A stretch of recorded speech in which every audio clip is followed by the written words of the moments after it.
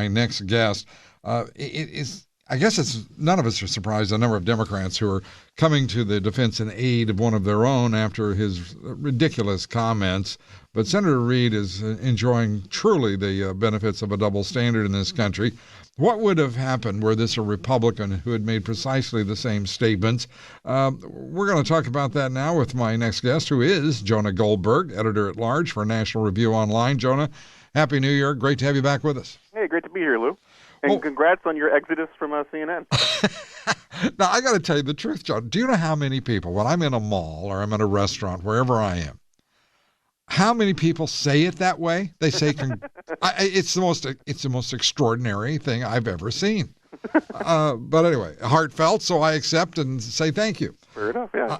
Dianne Feinstein's statement that no Democrats went after Trent Lott in 2002.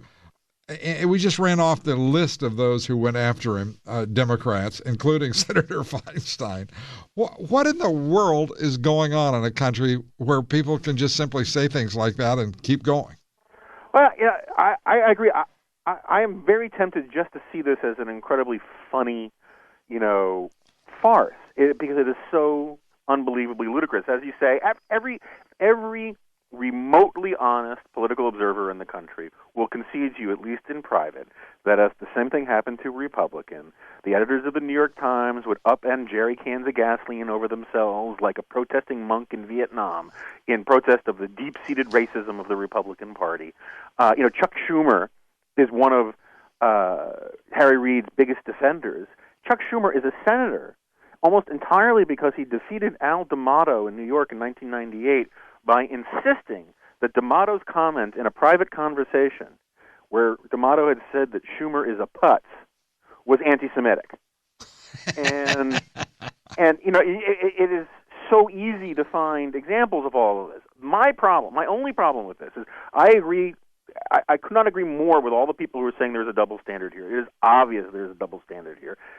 What bothers me is taking it to the next level and saying that, as Michael Steele did, that we should therefore force Harry Reid to resign.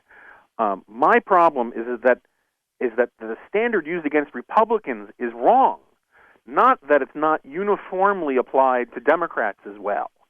And what this moment should really call for is an end to this incredibly cynical racial scalp hunting that the Democrats and liberals have been conducting for a generation, and instead create some humility on the part of Democrats, where they would assume that maybe, because some senatorial candidate called a kid in a crowd macaca, that his entire career shouldn't be ended. By the way, that is still one of the strangest episodes, though. Yeah, no one can explain it to me. And this is the real thing about American life today. There is no, in terms of what we're talking about, the federal government and major American politics, there really is no racism to talk about. Right. We're not talking about segregation. We're not talking about Jim Crow or anything like this. It is all of this airy-fairy, 30,000 feet insensitivity nonsense. And that's why I don't want to make it bipartisan by going after Reid. I want to couldn't agree with you more. Michael Steele needs to really get a grip. That's why we have. I mean, that was one of the main selling points of having a black head of the RNC. Is this guy could deflect and defuse these idiotic games rather than playing it back at the Democrats. Yeah, perpetuate it, in full surround sound. Yeah, I mean, some Republican is going to say something stupid in the next couple of years. I mean, that's what Republicans do. And then where's Michael Steele going to be? He's going to say is he going to say that, this Republican shouldn't resign? Instead, he should be saying right now, enough with this game. Yeah, exactly.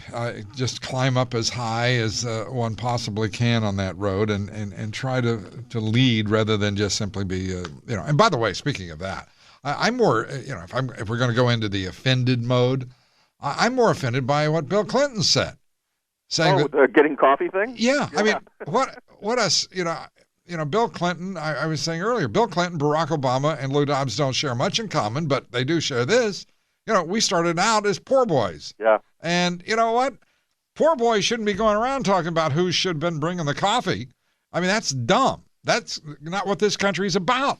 And no one in the Democratic Party or in the national liberal media seems to give a damn what Bill Clinton said, which to me is by far more offensive. Yeah, I mean, what it boils down to is, look, the Congressional Black Caucus, the NAACP, and Al Sharpton basically serve as a sort of a pontifical triumvirate where if they give you a pass because of your voting record or what you've done, you're not a racist.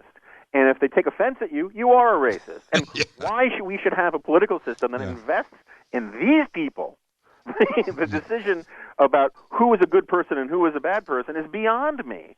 And so I mean, and also, I mean, just looking at it in a partisan sense, it seems to me that the Republicans in particular, we are going into an election cycle where the message against Democrats needs to be these guys have one set of rules for themselves and another set of rules for everybody else, whether it's Tim Geithner's not paying his taxes or if it's big Wall Street fat cats or whatever. And that is the message that the Republicans should be carrying against Reid, is that these guys get to talk this way because they're part of this elite liberal priesthood, and everyone, including all the major media, assumes that they're the good guys. So they get the benefit of the doubt. Everybody else, including that cop in Cambridge, is just assumed to be a racist anytime that they do anything that crosses the liberal establishment. And that is the storyline that these guys should be pushing, not let's go and everybody pretend we're all equally offended. Not many people, including I'm sure Michael Steele, are that offended by what Reid said, except for the glaring hypocrisy of it. Yeah, I see what you're saying, but I'd have a somewhat different take, and that is that the elitist left of the Democratic Party must have someone to look down their noses upon, so they choose, frankly, race is one of their favorite subjects and issues. And they have to paint everyone outside their circle as being, somehow racist or anti-Semitic or whatever, because frankly, if they lose that superior perch that they contrive, they haven't got much to say about anything. I agree with you there about their psychology about all of this, and this is one of the reasons why.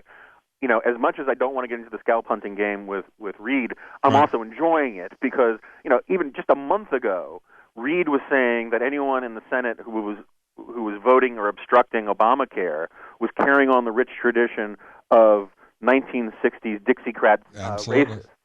And we had a little fun with that here too, Jonah. I'm sure. And the only guy who's left from that generation who's still alive and in the Senate is Robert Byrd. Right. It's just, and so this should be an opportunity to mock this entire pretense, this whole game, and get beyond it. But the Democrats won't participate in that because that's all they've got left. That's all they've got in terms of a tool of bullying the opposition, is saying we are the anointed good people and all of you guys are the evil, bigoted, whatever, and until you get closer to our position, you're the bad guys. And that's what they've got, and they won't let go of it, and I don't think we should be playing into that game. And the Republicans going into November of this year, ready to take back one or both houses, prepared for the weighty mantle of leadership about their shoulders. They're doing so with a high philosophy and a vision for America that's being articulated each day by their brightest and best. I don't know what alternate reality you're referring to, but it sounded nice. What in hell are they doing? We just don't. I keep waiting for the Republicans to say yes. We have a plan. We have a view. We have a vision. We are ready, and we have a strategy, and we mean business on these values and these scores. And I hear nothing.